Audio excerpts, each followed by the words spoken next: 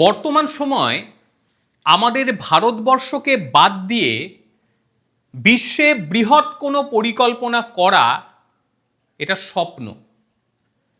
সে যতই শক্তিধারী দেশ হোক না কেন, যখনই আর পাঁচটা দেশকে নিয়ে সে চিন্তা করবে কিছু করার, তার মাথাতে ভারতবর্ষের নামটি সবার আগে আসবে, আগে আমেরিকাও।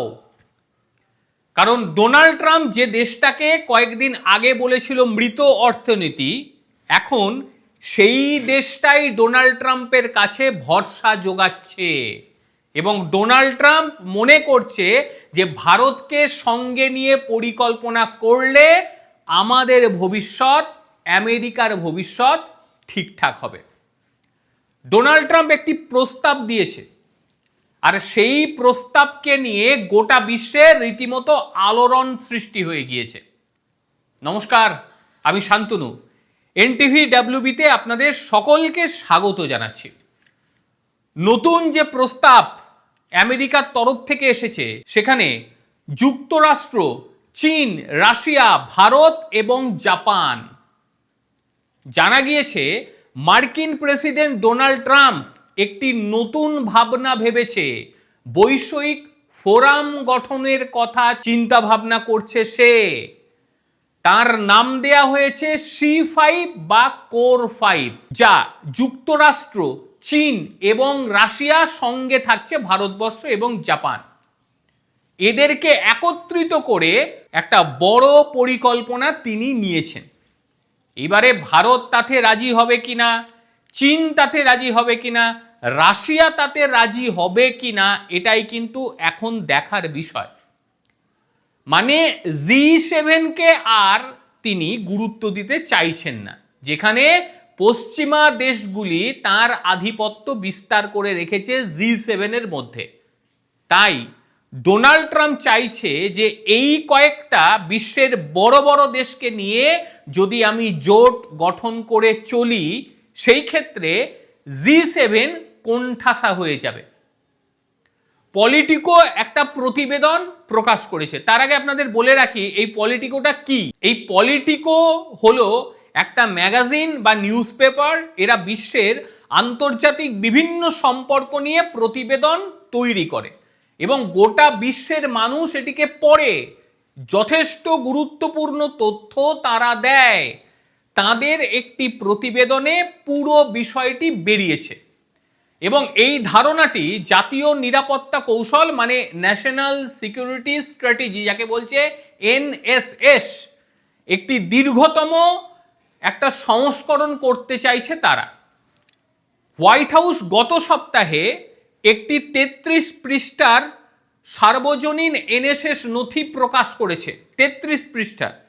আর সেখানেই ধরা পড়েছে এই C5-এর ধারণাটি। আজ্ঞে হ্যাঁ, আমেরিকার তরফ থেকেও যে নথি প্রকাশ করেছে, আমেরিকার তরফ থেকেও যে নথি প্রকাশিত হয়েছে, সেখানে এই C5-এর ধারণাটি রয়েছে। একেবারে অমূলক নয়, একেবারে মানে ভাবনা চিন্তার বাইরে এমন কোনো ব্যাপার নয়, বিষয়টি হতেই পারে। ইন্ডিয়া টিভি বিষয়টিকে নিয়ে একটি প্রতিবেদন করেছে। কি লিখেছে তারা দেখুন। Trump latest passion project know about the core 5 super block idea which include India. এইবারে মোদি ও ডোনাল্ড ট্রাম্পের মধ্যে এই বিষয় নিয়ে কি আদতেও কোনো আলোচনা হয়েছে? হওয়ার সম্ভাবনাটা কেউ উড়িয়ে দিচ্ছে না। আপনারা অনেকেই জানেন, আবার অনেকে জানেন না, যে গত বৃহস্পতিবার ডোনাল্ড ট্রাম্প নরেন্দ্র মোদীকে ফোন করেছিল এবং সেই ফোনালাপ দীর্ঘক্ষণ ধরে চলে। কি আলোচনা হয়েছে সেটা প্রকাশ্যে আসেনি, তবে নরেন্দ্র মোদী তার এক্স হ্যান্ডেলে কিছু লিখেছেন এবং সেখানে তিনি লিখেছেন যে প্রেসিডেন্ট ট্রাম্পের সঙ্গে অত্যন্ত উষ্ণ ও সম্পৃক্ত আলোচনা হয়েছে। দ্বিপাক্ষিক অগ্রগতি, আঞ্চলিক পরিস্থিতি ও বিশ্ব শক্তির লক্ষ্যে যৌথ ভূমিকা নিয়ে নাকি কথাবার্তা হয়েছে দুজনের মধ্যে। কিন্তু এই বিষয়টিকে নিয়ে, অর্থাৎ C5 নিয়ে কেউ কথা বলছে না, না ডোনাল্ড ট্রাম্প বলছে, না নরেন্দ্র মোদী বলছে। তাহলে কি বিষয়টি চুপি সারে করার কোনো রকম পরিকল্পনা গ্রহণ করা হয়েছে? এটা কিন্তু বড় বিষয়। যদি C5 বাস্তবে পুরো মাত্রায় সামনে চলে আসে, সেই ক্ষেত্রে বিশ্বের অন্যান্য দেশগুলি তারা কিন্তু চাপে পড়ে যাবে। কারণ এই মুহূর্তে যে দেশগুলিকে নিয়ে C5 করা হচ্ছে তারা প্রত্যেকে অর্থনৈতিক দিক থেকে মারাত্মক শক্তিশালী জায়গায় রয়েছে। এবং পাকিস্তানের অনুপস্থিতি, মানে এতদিন ডোনাল্ড ট্রাম্প যেটা করছিল, মানে যাই করছিল সে পাকিস্তানকে একটা বড় জায়গায় বসানোর চেষ্টা করেছিল। এই জায়গাগুলো শুধুমাত্র ভারতকে জ্বালানো ছাড়া আর কিছু না। ভারত এগুলোকে কোনো পাত্তা দেয়নি।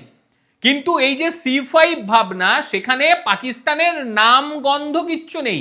মানে এশিয়ার রাজনীতিতে যে নতুন জল্পনা সৃষ্টি হলো তাতে পাকিস্তান নেই। অথচ এই অপারেশনের সিন্দুরের পর পর পাকিস্তানি সেনার যে প্রেসিডেন্ট ট্রাম্পের সঙ্গে বসে খাওয়া দাওয়া খাওয়া, ট্রাম্পের বিভিন্ন মধ্যস্থতার দাবি, এই গত কয়েক মাস ধরে কিন্তু ওয়াশিংটনের সঙ্গে ভারতের সম্পর্ক একেবারে তলানিতে পৌঁছে গেছিল। তারপর আপনারা দেখেছিলেন যে আমেরিকার সংসদ কক্ষে কিভাবে ডোনাল্ড ট্রাম্পকে বলা হয় যে আপনি ভারতের সঙ্গে সম্পর্ক ঠিক করুন, না তো আমাদের দেশের অস্তিত্ব থাকবে না। বাস্তব। এইবার ডোনাল্ড ট্রাম্প আরো কিছু ঘটনা ঘটিয়ে ফেলে, যেগুলো আপনারা জানেন, যে 50% শুল্ক বৃদ্ধি রীতিমতো কূটনৈতিক অস্বস্তির জায়গায় পৌঁছে যায়। তারপরে ভারতের পাত্তা না দেওয়া একাধিক আন্তর্জাতিক আমন্ত্রণ ছিল নরেন্দ্র মোদীর, একাধিক ওই রিলেটেড, কিন্তু নরেন্দ্র মোদী কোনো সাড়াই দেয়নি, কোনো পাত্তা দেয়নি, চুপচাপ থেকে গিয়েছিল। কিন্তু দেখুন এখন আমেরিকার তরফ থেকে পাল্টা বলা হচ্ছে যে ভারতকে আমরা সঙ্গে চাই। সেই খবর গতকাল করেছি, আপনারা সবাই দেখেছেন। মানে নয়াদিল্লির সঙ্গে বর্তমান সময় ওয়াশিংটনের সম্পর্ক অনেকটাই ভালো, এবং কূটনৈতিক মহল যেটা মনে করছে যে ঠিক এই সময় যদি C5 গঠন হয়ে যায়, সেই ক্ষেত্রে বিশ্বের অন্যান্য দেশগুলি চাপে পড়ে যাবে এবং ভূ রাজনৈতিক যে সমীকরণ, সেই সমীকরণ পুরো মাত্রায় পরিবর্তিত হয়ে যাবে।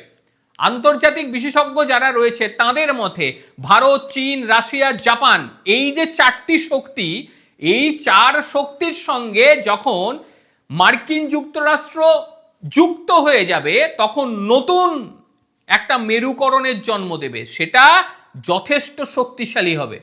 মানে G7 এতে প্রভাবিত হবে, G7 এর অস্তিত্ব সংকটের মধ্যে পড়ে যেতে পারে।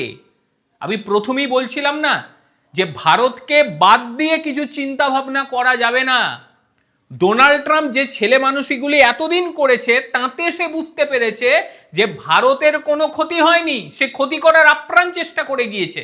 কিন্তু এখন বুঝতে পারছে যে আমাকে বাঁচতে গেলে আমার ভারতের প্রয়োজন, আমাকে বাঁচতে গেলে আমাকে ভারতকে নিয়ে চলতে হবে, আমাকে চলতে হবে চীনকে নিয়ে, আমাকে চলতে হবে রাশিয়াকে নিয়ে।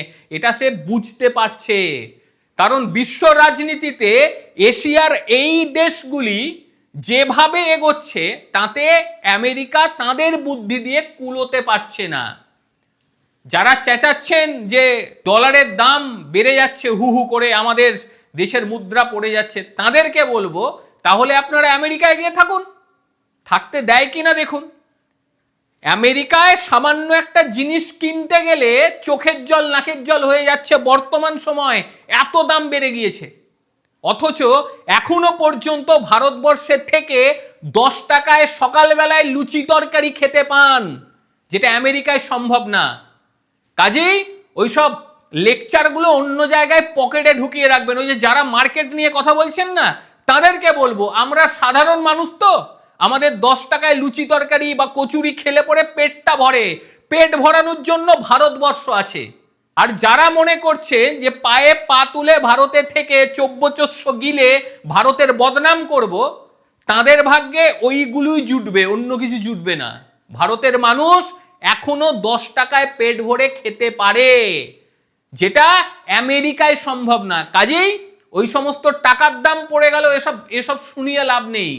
সাধারণ মানুষ ভালো থাকলে সেটাই যথেষ্ট, তাতে যে পর্যায়ে হোক না কেন ভালো থাকবে। জিওপলিটিক্সটা নিয়ে পড়াশোনা করুন। বিশ্বে বহু দেশ এমন রয়েছে যার তুলনায় ডলারের দাম বেশি, তার মানে এটা কখনো নয় যে সেই দেশটার অর্থনীতি তলানিতে পৌঁছে গেছে। এটা নিয়ে পড়াশোনা করতে হবে, এমনি হবে না। যাই হোক, সেটা নিয়েও ভিডিও করব। মানে মুখে ঝামা কয়েকজনের ঘষতে হবে, কারণ যেভাবে তারা লিখছে তাতে তাদের মুখে ঝামা ঘষাটা ভীষণভাবে দরকার। ভারতের লোকের কেনার পয়সা নেই এমন কথাও অনেকে বলছেন। তারা ওই বড় বড় ই কমার্স সাইটগুলোতে গিয়ে ডেটাটা চেক করে দেখুন, তাদের কেনার পয়সা নেই না আমেরিকানদের বর্তমান সময় কেনার পয়সা নেই। ভালো করে বিচার বিশ্লেষণ করে তারপর এখানে মন্তব্য করবেন, তার আগে নয়। প্রত্যেকে ভালো থাকবেন।